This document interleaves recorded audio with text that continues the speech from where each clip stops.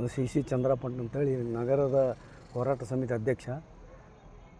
ಈಗ ಕನ್ನಡದಲ್ಲಿ ಸಾರ್ವಜನಿಕ ಕುರಾನ್ ಪ್ರವಚನ ವಿಶ್ವಕ್ಕೆ ಶಾಂತಿ ಸಂದೇಶವನ್ನು ನೀಡುವಂಥ ಈ ಸಂದರ್ಭದಲ್ಲಿ ನಮ್ಮ ಇಲ್ಕಲ್ ಘಟಕದ ಜಮಾತ್ ಇಸ್ಲಾಮದ ಪದಾಧಿಕಾರಿಗಳೆಲ್ಲರೂ ಕೂಡಿಕೊಂಡು ದಿನಾಂಕ 26, 27, 28 ಡಿಸೆಂಬರ್ 25ರಂದು ಅನುಭವ ಮಂಟಪದ ಆವರಣದಲ್ಲಿ ಕಂಠಿ ಸರ್ಕಲ್ ಇದರಲ್ಲಿ ಕನ್ನಡದಲ್ಲಿ ಕುರಾನ್ ಪ್ರವಚನ ಕಾರ್ಯಕ್ರಮ ಏರ್ಪಡಿಸಿದ್ದು ತಾವೆಲ್ಲ ಆಗಮಿಸಿ ಶೋಭೆ ಅಂತ ತರಬೇಕಾಗಿ ವಿನಂತಿ.